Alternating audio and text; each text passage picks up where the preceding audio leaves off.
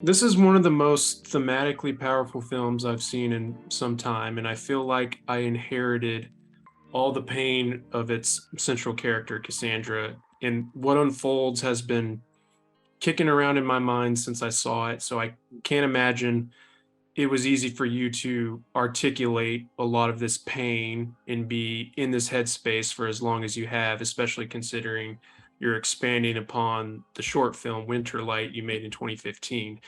Was that the case? How do you climb down from something like this, or do you not because of all of what it explores? Well, it's interesting because there's like these two very divergent experiences. One is like the why of the movie, which of course like was coming from me and my co-writer Shay Obana. It was coming from a place of anger, outrage, despair, like a lot of strong feelings, and really like it's a movie that is extremely personal to us in terms of why we invested time and energy into making the movie. Is because we care deeply about all the dynamics we're trying to represent here. Right. And it can feel a lot these days, like all that care is who knows how much difference it makes. But we really decided to invest the idea that our art is our activism in the world. That's what we have to contribute, and we Right. wanted to talk about really important things. So there's that. And then there's also the totally separate story, which is the making of the movie, which I have to say was so joyful for us and like incredibly cathartic for us, and I think for the whole team. When there is so much frustration and anguish, like I think if you look around, you see an anguished country and world right now, but art is what allows us the opportunity to like experience catharsis around those things. This is actually the classic function of a tragic story, like going back to the Greeks, is to like gather together as a community and just tell the truth about some stuff that we don't want to admit. And then we have a really cathartic experience. And that's kind of where we were coming from here. I think there is like a lot of, obviously it's a dark story. It's at times a tragic story. I think there's some catharsis in it as well. Yeah. So Thandiwe Newton's okay because she does an incredible job carrying this film, so you must be proud of her. I mean, she really identified with the story from when she first read it. I mean, I had written her a letter, sort of like a one-page, very passionate letter. It's like, gotta give it a whirl, just to say why I thought she was perfect for it, and that's still what I think.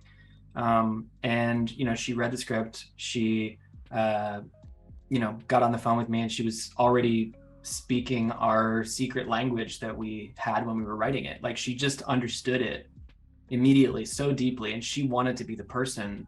This is what she said, like she wanted to be the person to tell this story. Yeah. And then what happens for me as the co-writer, the director, like I give her the character, and I take my lead from her. I mean, it's her now. I think it's an incredibly powerful piece of work. It was powerful for us to witness because she really brought her whole self to this role. And I think, it means a lot to me. I can only imagine what it means to her. Yeah, I can imagine.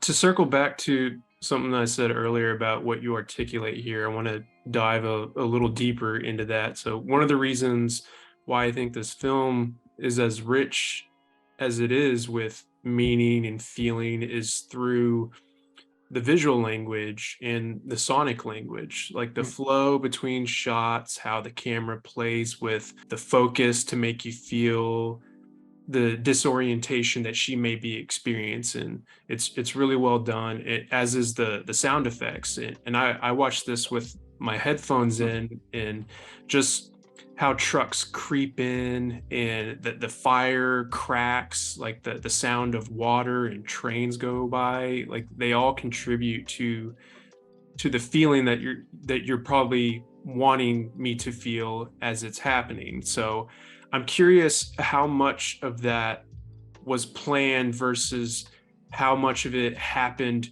in the moment during production or was found later in post-production to create this through line.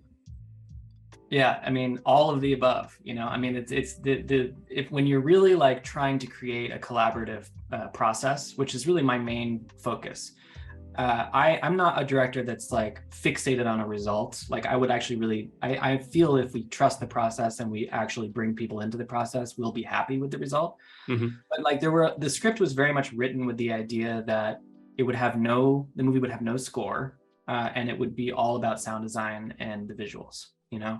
It ends up having a score, but it was Very written subtle. with sound very much in mind, because we were trying to kind of minimize dialogue as a challenge to ourselves, to really to place the audience with this character in an incredibly sort of intimate and like privileged kind of way. She's in every scene of the movie, and you have access to this character and her psychology. That's really like the kind of movie I enjoy watching. And so we thought about all the aspects that you're talking about: cinematography, sound, music, locations, like all these things were about how to give the audience access to this character, and really understand what's going on with her, and like really feel for her and root for her and like get on board with her. Because nothing else that we wanted to accomplish with the movie can happen if that doesn't happen. Right.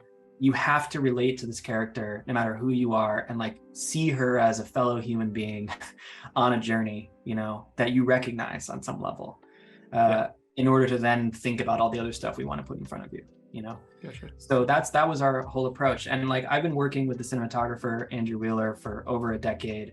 I've been working with the editor, who is just the editors are the unsung heroes, of filmmaking. I mean, that is the storytelling process at the end of the day, is the edit. My editor, Justin LaForge, been working with him for over a decade.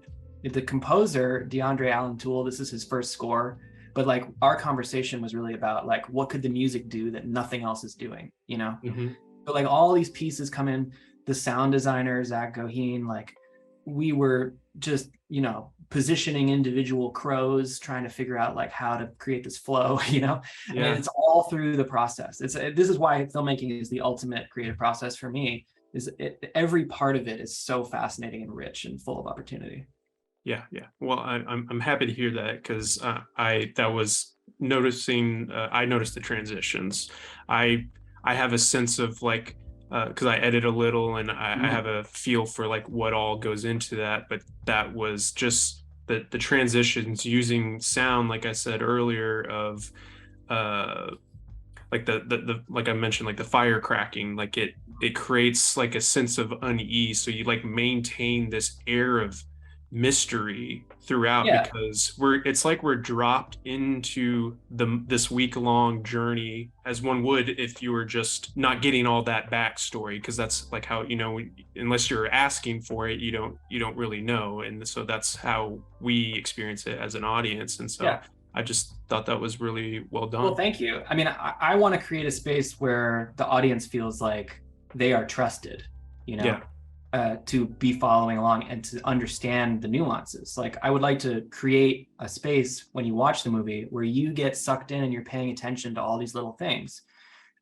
because then we can do all sorts of fun stuff together, Right. I mean, and I just generally kind of feel, as my personal taste is, I don't think the dialogue is where the focus is. Like I think we will trust what we see and what we feel much more than what we hear, like in terms of words, obviously the sound design is hugely important, but I'm just talking about words. Like people can lie all they want, but if they're lying somehow. Right. Yeah. So exactly. That's what I want to put the attention. Yeah. Can you talk to me about the art of reveals? Because like knowing when to tease things to the audience to keep them alert, like waiting patiently for the truth to come out. Well, that was really like an experiment for Shay and I, like was to see how long we could withhold information, like there's an element of her backstory in the movie that in another movie you might see, there'd be a photograph on the mantle, like in the first time we come into her house. We wanted to see how long we could withhold that and still keep you curious, because for me, the thing that makes me keep watching a movie is curiosity. You know? Like I love like wondering and thinking and like hypothesizing, this is why I think like some TV shows do so well, is you're constantly trying to figure it out. I don't really want things to be clear. I want them to be intriguing. you know? And Yeah. so that's a fine line to walk, was like, you know, how much information can we withhold before people check out, you know? And everyone's going to respond to it differently, but like, I have a high degree of patience for movies that keep me curious. I don't Same. know if that's, you know, addressing your question, but this is a great Yeah. question, by the way. Oh, thank you. Well, can I ask, did you grow up absorbing poetry? Because there are images shown in here that hold a lot of meaning, like without context, deer in how they may relate to a character's past on some level, and a very quick image of Martin Luther King and this concept of fighting violence with violence or without. Mm. Have you, like, what have you plugged into in your life, like outside of the original text, that may have amplified your understanding of Yeah. what poetry, metaphors, and these deeper meanings can have in a story like this? Well, that question is sort of the ultimate compliment. I really appreciate it.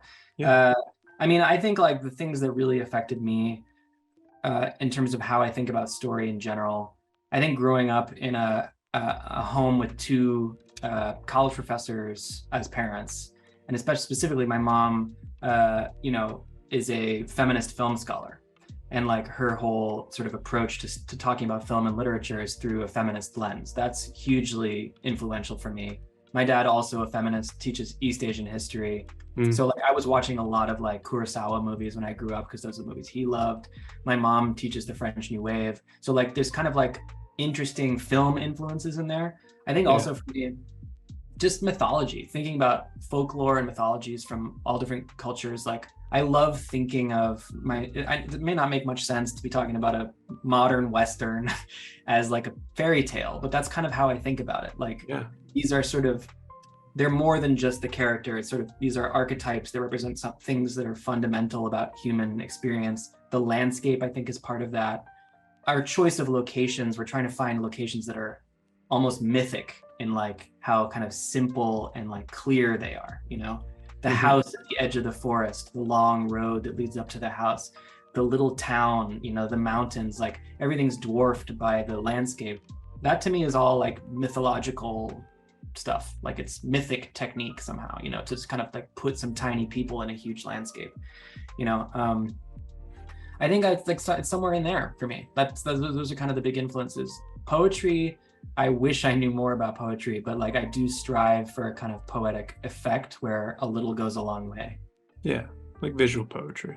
Yeah, Sure. I mean that would be the goal. Yeah. Yeah. Well, I'll send you off on this. To keep it vague, there's this great conversation between a character and Cassandra where they discuss how much we choose to be the people we are. Like, so if I may ask, like, what places did that particular scene take you to internally? Like, have you thought about how much choice was involved with where you are now compared Yeah. to like the stars aligning and fate presenting you with opportunities? Man, you're going right to the heart of it with this stuff, because this is what Shay and I spent like 6 months talking about before we ever wrote a word. You know, we were talking about, you know, that very question, these sort of cyclical, you know, aspects of humanity that where we seem to be trapped by generationally and also within ourselves by cycles that repeat. I think the national history plays into that too. Like we are stuck in these cycles because we refuse to be honest about our own history as people and as a human race. And that scene that you're talking about is really the moment when sort of both sides can see the potential to just redraw the Venn diagram so they're both in the same circle, you know? And we could do that if we, you know, worked at it. That's the hard thing, is that it would take a lot of work and a lot of admission, you know? But yeah, that you have to have that scene in order to understand that the story, the sort of tragedy of the story too, you know? Yeah. But yeah, I mean, like the question of how much we choose to be the people we are and how much is sort of determined by what's happened before us is a question I think about all the time. And I think a lot of people are feeling that right now. And hopefully the movie offers a kind of, you know, cathartic way of experiencing those ideas. Yeah, for sure. Well, I can't say enough good things about this. I really did enjoy Thank you so it, much. and it just a lot of food for thought. So I appreciate it so much, and I can't wait to see where you go from here. Thank you. I really appreciate it, Preston. It's really fantastic questions.